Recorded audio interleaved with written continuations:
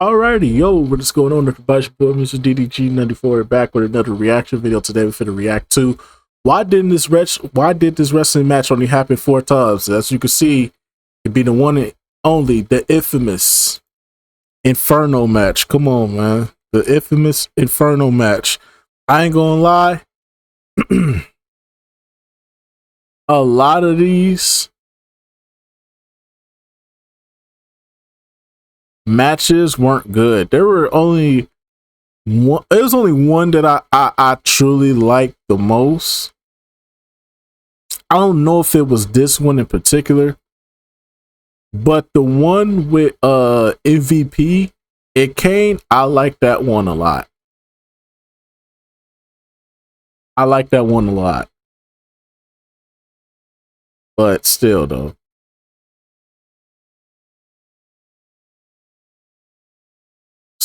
Gotta play it for the one time. For the one time.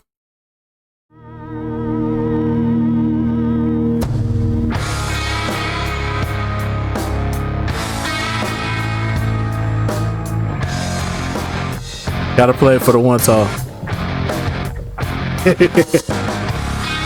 The best theme song Kane ever had, bro. This is probably a top 5 theme song, bro. Probably.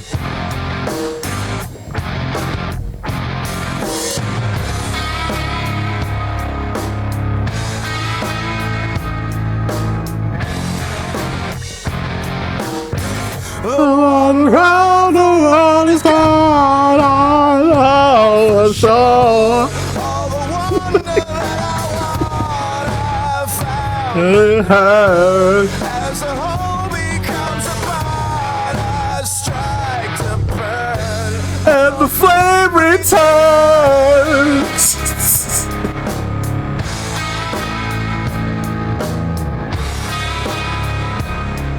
The best. What probably top 5, bro. That stuff, that shit fire, bro. Okay, what y'all say? All right, shove it, squad. The WWE Inferno match, was it any good? When it comes to the name Inferno matches, we have only seen 4 of them. Oh no! It's Kane! Because the match sucks so badly? Well, I'll tell you what, we're about to find out today. The original Inferno match format was that the ring is surrounded on all 4 sides by a device which constantly spews out fire. It's essentially just treated as a no DQ wrestling match, but the match only ends when you set your opponent on fire. The flames are very close to the ring and you just feel hot watching this. You just look at this and it looks... The MVP one was really good, though. I like the MVP. Dangerous. But not necessarily for the wrestlers. That much fire inside a building, you just can't help but wonder what if something went wrong. There's a lot of drunken idiots in the crowd, especially during the Attitude Era. With all the health and safety stuff in place nowadays, I just couldn't see this one happening again. That's probably why they don't do them. The aesthetic is impressive, with the flames jumping 6 feet into the air whenever anybody hits the mat. And do you know how certain wrestlers would become associated with certain match stipulations? You've got The Undertaker or Mick Foley for Hell in a Cell. Casket match, also The Undertaker. Triple H for 3 Stages of Hell or Elimination Chamber. Ladder matches, few different guys, kinda, I guess. Well, I believe this was supposed to be the match you think about when you think of the Big Red Machine Kane. Seeing as he was burned as a child, kinda made sense. He actually competed in all 4 Inferno matches. It also helped that Kane was one of the few wrestlers who wore an attire head to toe, meaning that he could do a fire spot without his flesh being burned. But despite all of that, nobody talks about this match type. Why is that? The majority of these matches took place during the Attitude Era, which shouldn't really surprise anybody as this was a time where the WWF was known for pushing boundaries. But the WWF did not invent this match type. It came from Carlos Colon in Puerto Rico, who had what he called fire matches. Also, they had similar matches out in Japan.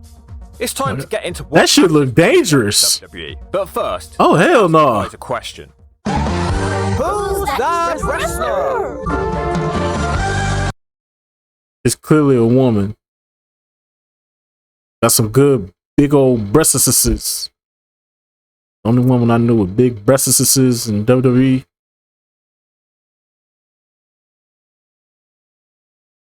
Was Sable. But I know for damn sure there ain't no fucking Sable. Shout out to Brock Lesnar though. Shout out to Brock Lesnar though. No disrespect. No disrespect. Shout out to Brock Lesnar though.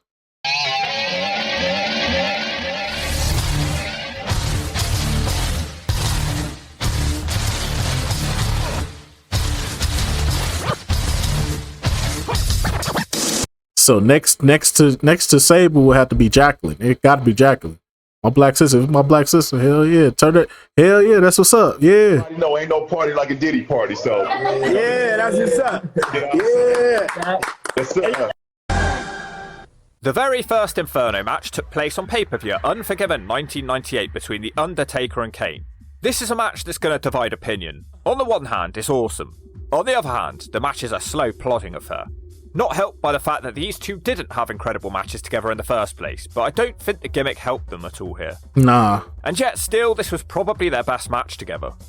On watching this one back for the first time, I learned that the Flames don't actually jump whenever a wrestler hits the mat, they're actually being manually controlled. I guess that makes some sense too, they wouldn't just be left to do their own thing. Fire is unpredictable. Yeah. It sure had me fooled for decades though. This match does give us one of the most underrated moments in The Undertaker's entire career as he dives out of the ring onto Kane. I think this was the match I liked the most. I like the most out of all of them. The match ends when Kane weakly falls backwards on the fire to set his arm on fire, and the crowd barely react to this. It felt sort of anticlimactic, but at the same time it was good. At least it made sense from a storyline perspective. It might have been this one, I don't know. According to Bruce Pritchard, it was all much safer than it seemed, with lots of stunt people on hand and lots of rehearsals done and a gang of people waiting under the ring with fire extinguishers in case something went wrong. The next two Inferno matches were just essentially throwaway matches on Raw and SmackDown. The same as the first, but worse. The Big Red Machine always finds a way to leave the ring in these matches, and that's when you know the match is drawing to a close. Kane again weakly lost both of these matches, one against The Undertaker again, and the other a loss to Triple H, although he had help. The matches themselves didn't really create any lasting memories, although the Inferno match on Raw was used to push the storyline of Vince McMahon versus the Ministry of Darkness. The Dead Man set Vince's teddy bear on fire, although they didn't really need to surround the entire wrestling ring with flames in order to accomplish that one. Someone just give him a bit lighter. In the year 2000, the WCW wanted to get in on the action, but as usual, their variance was a bit off. They held a Human Torch match and it was quite different to an Inferno match. Sting and Vampiro basically had a fight all over the arena, and the match ended when one could hit the other with a flaming torch. Vampiro ended up winning this one when he set Sting on fire on top of a Titantron, and then Sting fell through the air to a crash mat below. So it kind of felt like a few stipulations molded into one. Didn't really feel like an Inferno match, but the ending happened to involve fire. Anyway, back to an actual Inferno match. The gimmick disappeared for a very long time, but it's made... This by far has to be the best one. I love this match. This is one of my favorite matches from this era, bro. Especially from MVP. It's probably one of my favorite MVP matches. Its return in the Ruthless Aggression era at Armageddon 2006. Nobody can stop me. Nobody can control me. Nobody can hold me. I do like and appreciate how MVP tries his best to sell us on this gimmick on how frightening it all was. But conveniently, they don't mention that Kane hasn't actually ever won one of these matches. It's not a bad match at all, and I do like MVP's work here. He really makes me believe in how desperate and scared he is. But the match is too short and formulaic. Yeah. As usual, both guys decide to jump out of the ring for some reason. Kane finally wins his first Inferno match as he chokes and pushes MVP into the flames. These matches all have similar endings, and that's due to the fact that the wrestler needed... Of course. The first time Kane wins this match, it gotta be against a black man, though. That's racist. That's racist. That's racist. Come on, dog. Come on, man. Come on now, dog. Come on, man.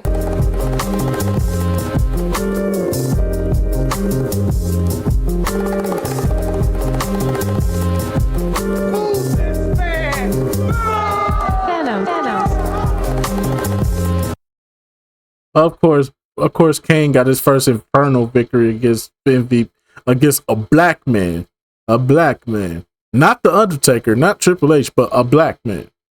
But this was by far one of the better. This by far is probably one of the best Inferno matches. To be on the outside of the ring to get the flames extinguished quickly. The Inferno match then disappeared again from the WWE for a very long time. In 2013 at SummerSlam, what resembled an Inferno match made a return. But this wasn't an Inferno match, it was a Ring of Fire match. Here, the Flames were only here to stop people from interfering. The match ends via pinfall and submission. It was Kane versus Bray Wyatt. This whole gimmick ends up being ruined because the Wyatt family still managed to interfere despite the fire around the ring, so it makes the whole match stipulation a waste of time. The ending doesn't even involve fire, so this isn't a true Inferno match and only looks like one. But there is still one true Inferno match to come, and it could potentially be the best. But first, let's find out if you're right or full of shite. Who's that wrestler? Jacqueline. Yeah, it was Nicole Bass. Hey, If whoa, you got that whoa. one, give yourself a kick up the ass. Whoa there now.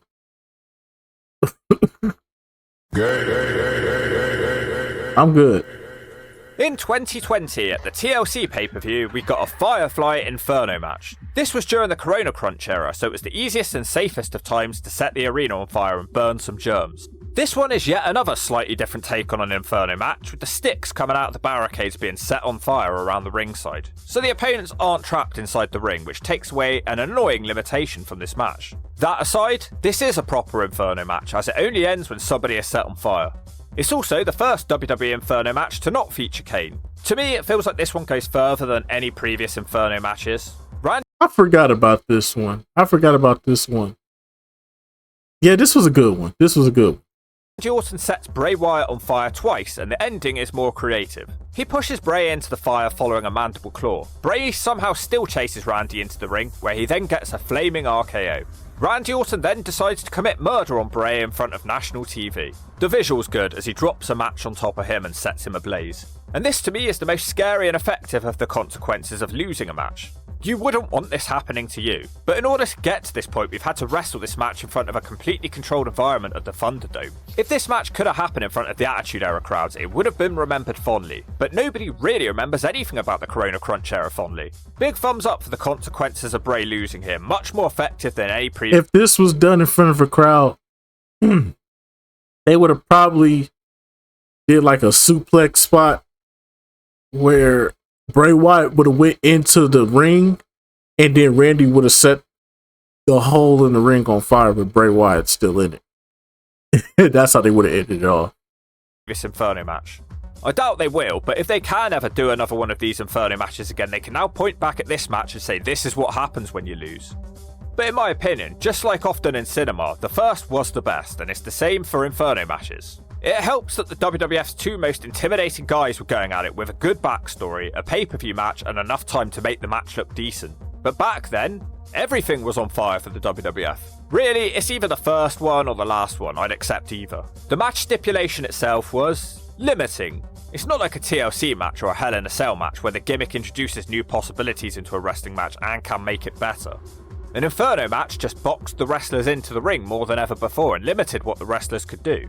They had to be careful and mindful when they were wrestling in the ring too. I'm sure the heat from the fire sapped their energies and affected the match quality as well. The matches all felt formulaic. Especially when you look back at the finishes of the matches, which all left a lot to be desired. Oh, your glove is on fire. That's the end of the match. Oh, your boot has somehow caught fire. Take them off then, problem solved, you're no longer on fire. And to pardon the pun, but it didn't really create any images that are burned into our memories. I'd actually go as far to say as for me the best image is the ring surrounded by flames. That's the most memorable thing about it. Yeah. It's like they wanted this to be Kane's special match type, but at the same time he lost the first three, so he's not very effective at them. There's a lot of dangerous match stipulations that could strike fear into your heart.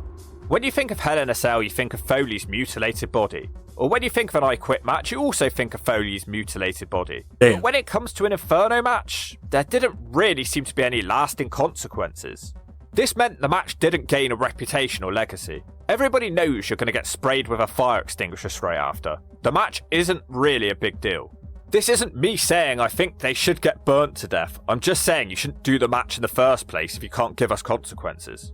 From what I've seen, the matches in Puerto Rico were better. It almost felt like life or death as people were pushed into the fire. That shit looked dangerous as fuck. It wasn't the end of the match just because you got burnt, therefore it was more intimidating. But in the WWE, you were just waiting for somebody's hand to get burnt and then the match ends. The work rate was of course better in the WWE, so ultimately it was a lot of hassle to wrestle, produce and direct one of these Inferno matches with little to no payoff. Really, the only benefit of an Inferno match was the cool visuals, because fire is always awesome to look at. A match that involves fire is best off left for the hardcore indie promotions, but as we saw, in a controlled environment they were able to take these matches further. But that's in an empty arena. If you can't do this stuff in front of crowds, what is even the point? Before I deliver my final verdict, don't forget to leave in the comments what I should judge next on Was It Any Good. Smack me a comment if you could.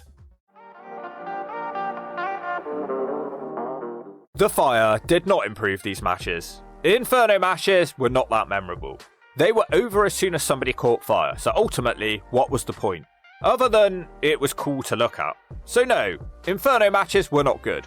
But we didn't have to see that many, and therefore, not terrible, they weren't vile. And if you don't agree with that, I'll take away your smile. Okay. Alrighty, man. That's just gonna about do it for this one. Yeah, I don't really have a big judge. I'm not really big like judgmental on these type of matches. They were there for what they were there for, and that's it. That's all they was there for. They were there for what they were there for. They weren't the best, but they also weren't the worst. So yeah. Shout out to whoever made this match, because I mean like I said, I think it was probably the first one. The first one was probably the best one. And then the one with Bray Wyatt, I totally forgot about that. I totally forgot about the one with Bray Wyatt. And that was a good ass match between the two. That's when Randy was on fire, literally, figuratively and literally. That's when he was on fire. Probably one of his last best runs before his back went up. Yeah, the MVP one is still a favorite of mine. I still like that match because that's when MVP started. That's when MVP showed you something, because his character was like, oh, he's the biggest thing. It's like, all right, I gotta see something. And so far, we weren't really seeing nothing from him. And then he had that Inferno match with Kane that kind of put him over. It kind of helped him out in his career a little bit. So yeah. But yeah, those would probably be the three that stand out to me in the other Inferno matches that you can miss me. But anyway, so that's just gonna about do it for this one. I'll see you on the next video. Till then, deuces.